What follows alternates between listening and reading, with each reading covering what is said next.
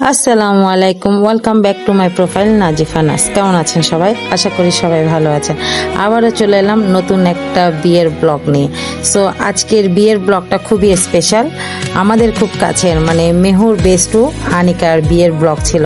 So আমরা সেদিন ready হয়ে ক্লাবে চলে গিয়েছিলাম এবং মেইন ডোরে বরযাত্রীর অপেক্ষা করছিলাম। সো এদিকে আমি একটু স্ন্যাপ নিয়ে নিলাম। এই তো বরযাত্রী আসা শুরু হয়ে গেছে, বাট এখনো কিন্তু বর আসেনি। সো মেহু তার ফোন, এই তো আমাদের বর চলে এসেছে। বর যখন আসছে সবাই বরকে বরণ করা নিয়ে ব্যস্ত, দেন আমিও একটু ক্লিপ নিয়ে নিলাম। সো খুবই সুন্দর ছিল তাদের এন্ট্রিটা।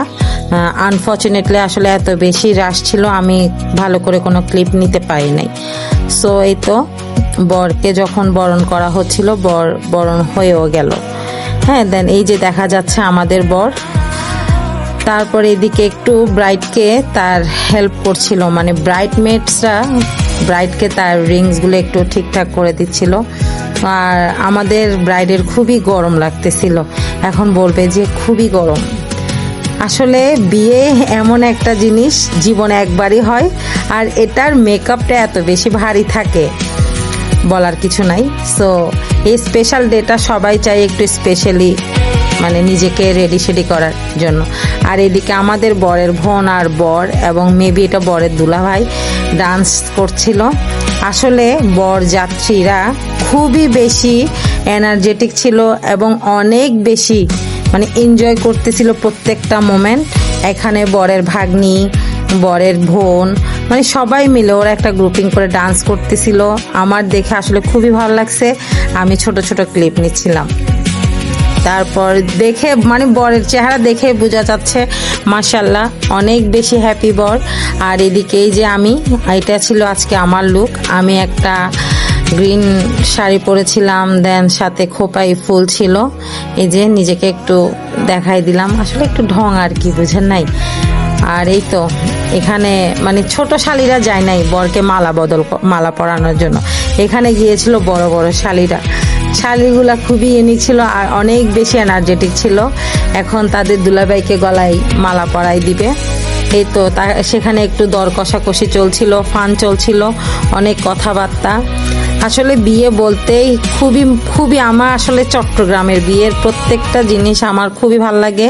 আর এই যে আমি এখানে অনেক বেশি মানে হ্যাপি ছিলাম বেআইনদের সাথে, মানে যেহেতু আনিকা আমার ভাইয়ের মেয়েও হয়।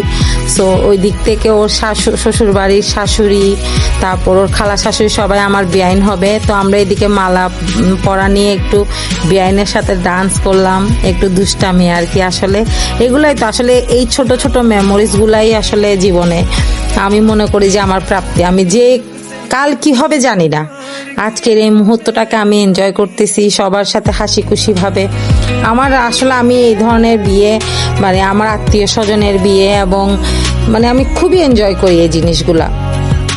যাই হোক, এখানে আমি অনেক একটু ক্লান্ত হয়ে গেছি মানে বেআইনের সাথে ডান্স করতে করতে। সো এদিকে এটা হচ্ছে মেয়ের মা, আমার ভাবির সাথে একটু ডান্স হয়ে গেল। তো চলতেছে বেআইনদের সাথে একটু হই হুল্লোড়। এটা ছিল আনিকার শাশুড়ি। সো সবকিছু মিলায় অনেক বেশি সুন্দর ছিল মোমেন্টগুলা। এখন আমরা কথাবার্তা বলতেছিলাম, হাসাহাসি করতেছিলাম, একটু ডান্স, মানে প্রত্যেকটা মোমেন্ট অনেক বেশি স্পেশাল ছিল আমার কাছে। এই যে এখানে সব বেআইনগুলা মিলে একসাথে ডান্স করা হচ্ছে, খুব হাসি হই হুল্লোড়। আনিকার মা, আমরা সবাই, তার ফুফুরা, মানে অনেক বেশি সুন্দর একটা সময় পার করছি ওই দিনটা। এখানে সবাই অনেক বেশি ডান্স করতেছে সবগুলা বেআইনের সাথে। আর সবগুলা বেআইন একসাথে হওয়াতে একদম ফুল এনার্জেটিক হয়ে গেছে সবাই, মানে ফুল এনার্জি নিয়ে সবাই এই প্রত্যেকটা মোমেন্ট এনজয় করতেছিল। স্পেশালি আমি, এই পাশে আনিকার ভাইয়ের ফ্রেন্ডরা ডান্স করতেছে, আর এইদিকে হচ্ছে আমাদের বরযাত্রীরা ডান্স করতেছে। এটা বরের বোনের মেয়ে ছিল, ওরাও অনেক বেশি এনার্জেটিক ছিল। ওরা প্রত্যেকটা মোমেন্ট খুব সুন্দরভাবে এনজয় করতেছিল এবং সবকিছু মানে খুবই খুবই তারা সবাই অনেক মিশুক ছিল, যা বলার বাইরে আসলে। তো এইদিকে মানে সময় আসলে খুব তাড়াতাড়ি চলে যাচ্ছিল। দেন এখানে বরযাত্রীরা ডান্স করতেছে, আর অপর পাশে হচ্ছে আনিকাকে তার শ্বশুর শাশুড়ির হাতে তুলে দেওয়া হচ্ছিল, কারণ তারা আমাদের বউ নিয়ে চলে যায়।